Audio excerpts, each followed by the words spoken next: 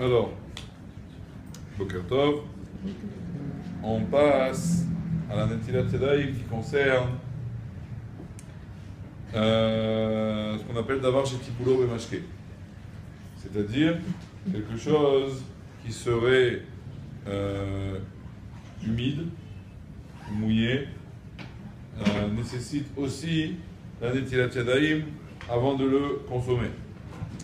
C'est-à-dire, admettons, j'ai un ravier avec des fruits qui viennent d'être rincés, donc ils sont encore mouillés. Dans ce cas-là, si je veux les manger, je dois faire Netilat Yadayim. D'accord ? De même, si en cas je décide de prendre un café avec un croissant et de tremper le croissant dans le café, là aussi, ça s'appelle Tibulo Bemashke et je dois faire Netilat Yadayim. La raison pourquoi je dois faire Netilat Yadayim, c'est parce que on considère dans les halachot de Touma et de Tahara quelque chose qui est liquide. Est-ce que vous connaissez les 7 liquides? Le bocha, ça compte pas. Le bocha, c'est que pour les initiés. Alors, l'eau, l'huile, quelle huile? L'huile d'olive, merci. Le miel de... Non. Miel d'abeille. Le lait. Le vin. Le sang et la rosée. Les deux derniers, il faut les initier aussi. Le sang et la rosée. C'est les 7 mashkim, c'est les 7 liquides. Quelque chose qui est mouillé par un de ces 7 liquides est considéré comme mouillé. On considère dans la halakha de Touma et de Tahara que quelque chose, un liquide, il rend tout de suite qui le touche rishon. C'est-à-dire que lui-même, il y a une séra des chachamim qui fait que le liquide automatiquement, il a une certaine touma. Et cette touma, elle peut passer sur la nourriture ou sur la personne. Donc sur la personne, non, sur la nourriture. D'accord? Normalement, à la base, ça venait de la trouma, mais à la fin, les chachamim, ils ont fait une séra générale. Et donc, le liquide, il est rishon, il rend donc la nourriture chéni, et il y a un problème de touma. Ok? Ça, c'est à la base la raison pour laquelle on doit se laver les mains avant de toucher quelque chose qui est mouillé. Il vient le Tosfot, il dit ok, d'accord, c'est bien votre histoire, mais finalement, aujourd'hui, on ne fait plus attention à la Touma et à la Tara. On est tous pas spécialement tort. Ok? Donc il dit Tosfot, peut-être qu'aujourd'hui, on n'a plus besoin. Donc je l'ai dit, je n'ai rien dit, parce que sinon vous allez me dire, ouais, Tosfot il a dit, c'est bon, ça suffit. Ok? Le problème, c'est que tous les autres Rishonim ne sont pas d'accord avec lui.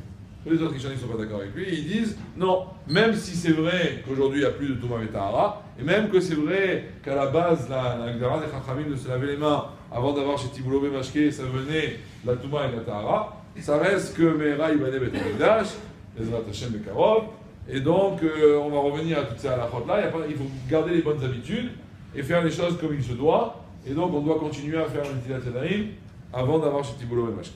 D'accord? Donc, a priori, comme ça c'est une Nifsak Halacha, dans le Shulchan Aruch, tous les poskim achronim, ils sont d'accord là-dessus.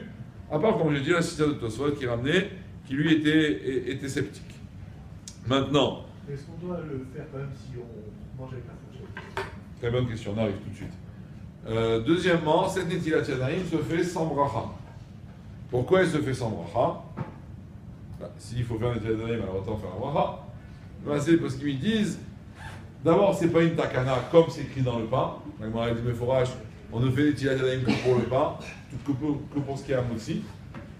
Et deuxièmement, à cause de Tosfot. Comme il y a un avis qui dit qu'on n'a peut-être pas besoin, donc on ne peut pas dire un cher qui déchane. Comme toute chose, quand on a un safek brachot, on ne la fait pas. On fait brachot lehakel. Donc c'est pour cela qu'on ne fait pas la bracha. Même qu'il y a des avis dans les Géonim et tout qu'il faut faire la bracha même. Avant de manger quelque chose qui se dit boulot mémachki, il faut faire la bracha. Et bien c'est à cause de safek brachot, on ne fait pas la bracha. Mais en vérité, il y aurait le din de la bracha. Troisièmement, quel Netilat Yadayim on fait? Je me rappelle toujours au Seder de Pessah, quand on fait au Khat, il faut se laver les mains. Tout le monde demande, mais quel Netilat Yadayim on fait? On fait celle de Motzi ou celle de la Shayatza? On a toujours le doute. Et c'est... Non mais pour quel Netilat Yadayim on fait? Celle de la Shariatzar ou celle de Motzi? C'est pas la même. La Shariatzar, c'est 1, 2, 1, 1, 1, 1, 1. Alors que Motzi, c'est la main et après l'autre main. D'accord? Donc laquelle on fait? Un Motzi. Donc comme on a dit, ça aurait pu être une vraie Netilat Yadayim de la Motzi. Donc on fait la même chose que la Netilat Yadayim de Motzi.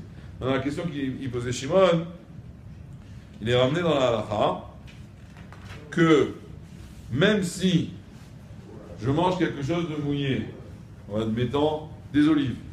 Les olives qui sont un peu dans leur jus comme ça, on vient de les sortir de leur jus, et donc je veux manger une olive. Donc évidemment, si je dois prendre avec la main, je dois me laver les mains. Question, c'est est-ce que si je le prends avec une fourchette ou avec une cuillère, est-ce que là aussi je dois me laver les mains? Alors les mains, la réponse est oui. La réponse est oui. Du moment que c'est quelque chose qui est mouillé et que je mange d'habitude avec les mains, prendre avec la cuillère, c'est pas une solution. La halakha, elle me dit va te laver les mains, elle me dit pas prends une cuillère. Et donc, même si je veux prendre une cuillère, je dois quand même, a priori, je ne deviens pas patou de me laver les mains. Ça, c'est pour quelque chose qui se mange avec les mains. Pour quelque chose qui se mange avec la cuillère, par exemple de la soupe, je pourrais dire une soupe de légumes, c'est d'avoir ch'tiboulot mâché. Il y a des légumes et il y a de l'eau. Donc, il devrait me faire des théâtres avant de manger la soupe. Donc, ça, on dit non, quelque chose qui est habituellement consommé avec la cuillère et on ne met pas les mains dedans, alors là, on n'a pas besoin de faire des théâtres. D'accord? Vous avez compris la différence? Oui, par tout le monde ou par moi en général? Parce qu'il y a des gens qui mangent les olives avec la fourchette et d'autres qui mangent les olives avec les doigts. Est-ce que c'est quelque chose c'est un plat ou c'est en principe, c'est ce qui est habituel. Ce qui est habituel. Je ne mange pas des cacahuètes avec la cuillère. Ok, bah, les olives, c'est pareil en général. J'ai déjà vu quelqu'un qui prend une cuillère pour manger les olives. En principe, non. Ah, tu pourrais le faire exprès, mais non. C'est pas personnel, c'est général. Oui, c'est général. C'est général. Maintenant, ok. T'as une question, Chaim? Oui, si on rince les fruits, et je prends une serviette, je l'essuie sans la toucher, est-ce que je dois le faire? Ouais, non, c'est bon ça. Si je rince le fruit, je l'essuie, je le mange après, je n'ai pas besoin de faire des théâtres. Je l'ai même, c'est sûr. Maintenant, c'est quoi l'histoire de la serviette? C'est quoi l'histoire de la fameuse histoire que celui qui n'a pas d'eau, celui qui ne peut pas faire des tilatanaïm avant la Séouda, il utilise une serviette. Donc on a dit, c'est quoi la vérité? D'après ce qu'on vient de dire, si pour les olives, je n'ai pas le droit de prendre la cuillère, donc pour le pain, je n'ai pas le droit de prendre la serviette non plus. Vous savez, je m'explique. Il y a un dîme qui dit que si on se retrouve dans un endroit où on n'a pas d'eau, on ne peut pas faire des tilatanaïm avant de faire motzi. Qu'est-ce qu'on fait? On enveloppe le pain avec une serviette et on le mange sans le toucher. Et à ce moment-là, on ne devient pas tour d'un étilatanaïm. Ok? Donc ça, c'est une solution dans un cas où on n'a pas d'eau.